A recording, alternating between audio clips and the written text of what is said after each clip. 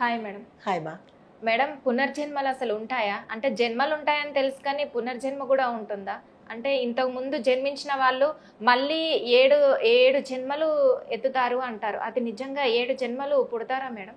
డెఫినెట్గా ఓకే. జన్మ ఉన్నది అంటే పునర్జన్మ ఉన్నట్టే.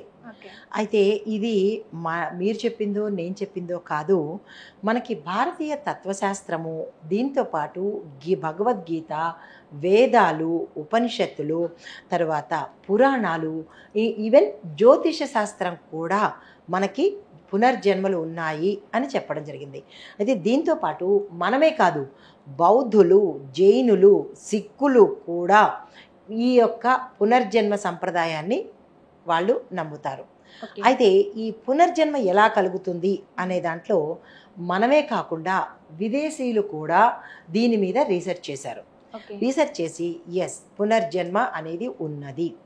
ఎందుకు పునర్జన్మ ఉన్నది అంటే కనుక అంటే ఇది 3 రకాలుగా చెప్తాను నేను. వేదాంత పరంగా అంటే తత్వశాస్త్ర ప్రకారంగాను, జ్యోతిష శాస్త్ర ప్రకారంగాను, మిగిలిన మతాలు అంటే జైన, బుద్ధ, సిక్కు ఇలాగా వీళ్ళ పరంగా కూడా నేను విశ్లేషణ ఇస్తాను. అయితే ముందుగా భగవద్గీతలో కృష్ణుడు ఏం చెప్పాడంటే, జాతస్య హి ధ్రువో మృత్యు ధ్రువం జన్మ మృతస్య చ, అంటే జననం పొందిన ప్రతి ఒక్కళ్ళు మరణం పొందుతారు. ఎవరైతే పుట్టుతారో వాళ్ళు చనిపోతారు. ఆ చనిపోయిన వాళ్ళు మళ్ళా తిరిగి పుడతారుగా. అంటే ఇట్స్ ఎ సైకిల్ అన్నమాట. అంటే అదే కుటుంబంలో పుడతారా మేడం? ఇంకా డిఫరెంట్, ఒకే కుటుంబంలో పుట్టాలి అని రూల్ ఏం లేదు. ఓకే. కానీ మన పెద్దవాళ్ళు ఏమంటారంటే, గతంలో వాళ్ళ తాతలు కానీ అమ్మమ్మలు కానీ పోయినప్పుడు వీళ్ళు ఏమన్నారంటే, అచ్చు మా నాన్నలాగే ఉన్నాడు, అచ్చు మా అమ్మలాగే ఉన్నారు అని అట్లాగా అనుకుంటారు. కానీ ఇక్కడే పుట్టాలి అని లేదు. వాళ్ళు ఎక్కడైనా పుట్టచ్చు. కాకపోతే అదే సమయంలో ఒక 6 నెలల తర్వాత, ఓ సంవత్సరం తర్వాత ఈ ఇంట్లో వాళ్ళు, ఆడవాళ్ళు గర్భిణీలు అయితే డెఫినెట్గా పుట్టేస్తారు అన్న ఊహతో, పర్సెప్షన్తో ఉంటారు. కానీ అలా పుట్టాలి అనే రూల్ ఏం లేదు. కానీ పుట్టకూడదని కూడా లేదు. అలా పుట్టిన వాళ్ళు ఉన్నారు. దానికి ఉదాహరణ ఏంటంటే, సపోజ్ చనిపోయిన వాళ్ళ తాలూకా డిఎన్ఏ ప్రకారము వాళ్ళ అలవాట్లు కానీ, వాళ్ళ తాలూకా రూపురేఖలు కానీ, లేదా వాళ్ళ తాలూకా పుట్టుమచ్చలు కానీ ఈ పుట్టిన వాళ్ళకి ఉంటే కనుక, ఆ కళ్ళు దగ్గర నుంచి అంటే రూపురేఖలు, కళ్ళు అచ్చం మా తాతయ్య కళ్ళు లాగే ఉన్నాయి, లేదా చెవులు అలాగే ఉన్నాయి, అదిగో ఇక్కడ పుట్టుమచ్చ సేమ్ వాడికి అక్కడే ఉండేది, వీడికి ఇక్కడే ఉంది, అట్లాగా మన అమ్మలు అమ్మమ్మలు అలాగ చెప్పుకోవడం ఒకటి, అది వాస్తవమే.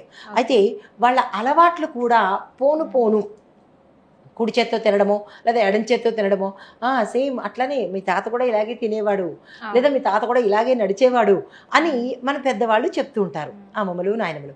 అంటే ఇది అయితే వాస్తవమే. వాళ్ళ డిఎన్ఏ వీళ్ళకి అంటే కరెక్ట్గా దగ్గరగా ఉంటే కనుక అలా పుట్టే అవకాశాలు ఉంటాయి. లేదు చాలా దూరము, వ్యాస్ట్ డిఫరెన్స్ ఉంది అంటే కనుక వాళ్ళు ఇంకో చోటకి ఎక్కడైనా పుట్టే అవకాశాలు ఉంటాయి.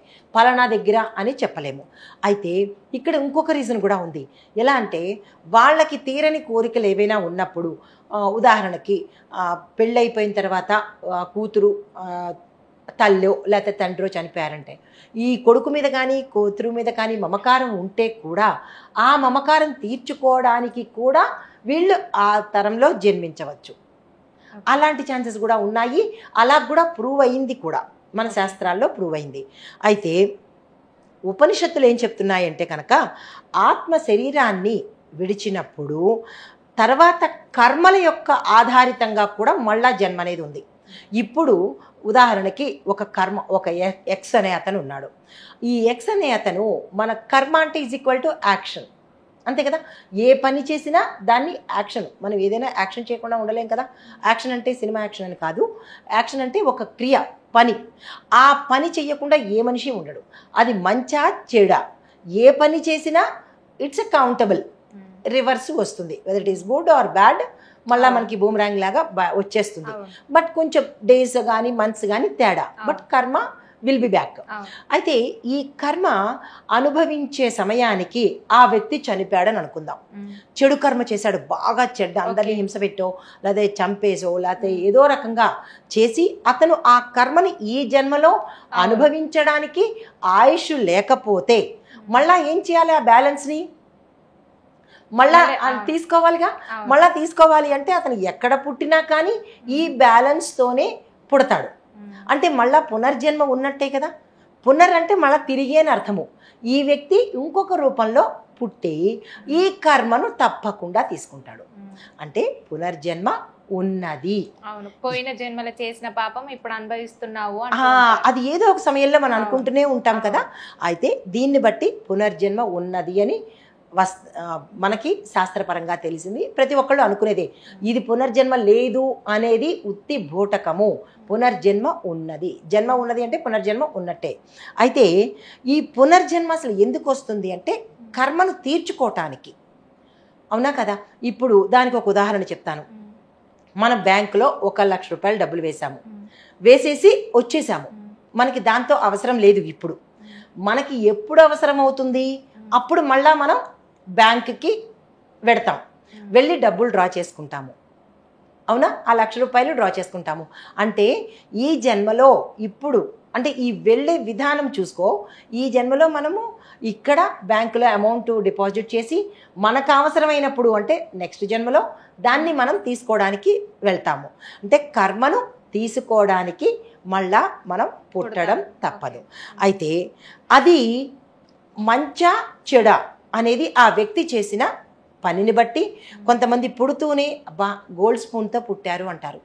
అతను ఆ వంశంలో అంటే తను డబ్బులు తీసుకుని రాకపోయినా పెద్ద పేరు ఉంటుంది, హోదా ఉంటుంది, ఆల్రెడీ దే ఆర్ సెలబ్రిటీస్ అనుకోవచ్చు, లేదా గొప్పవాళ్ళు అనుకోవచ్చు. ఆ ఇంట్లో పుట్టాడు అంటే దాని అర్థం ఏంటి, అతను గత జన్మలో డ్రా చేసుకోవడానికి ఇక్కడ పుట్టాడు.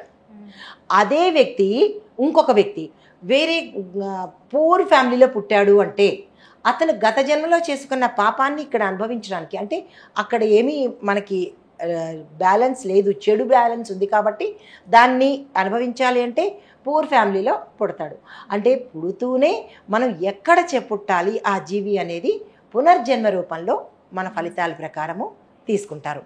దీంతో పాటు అసలు పునర్జన్మ వద్దు అని అనుకుంటే ఏ కర్మ ఫలము చేయక్కర్లేదు, ఏది చేయొద్దు, అప్పుడు జన్మ ఉండదు.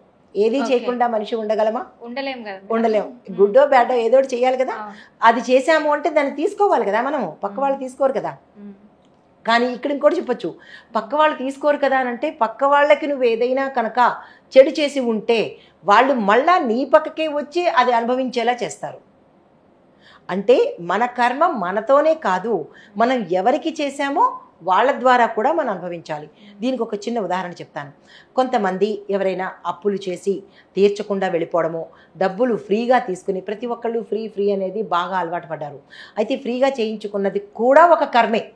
ఆ ఫ్రీ అనేది తీసుకుని అంటే వారి దగ్గర నుంచి కర్మ తీసుకున్నావు, తిరిగి నువ్వు కర్మ చెల్లించలేదు అంటే ఫ్రీగా తీసుకున్నది కదా, మళ్ళీ దానికి చెల్లించాలి కదా.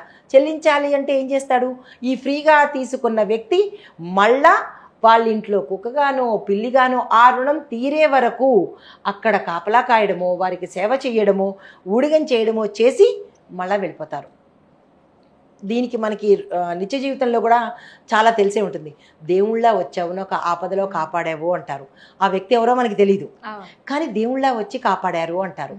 అంటే ఏంటంటే గత జన్మలో అతనికి మనం ఏదో రుణము ఉండిపోతే ఆ రుణం తీర్చుకోవడానికి మనకి సేవ చేయడమో, సహాయం చేయడమో, డబ్బులు ఇచ్చి వెళ్ళడమో చేస్తారు. సో ఇది కర్మ ఈజ్ ఈక్వల్ టు జన్మ అన్నమాట.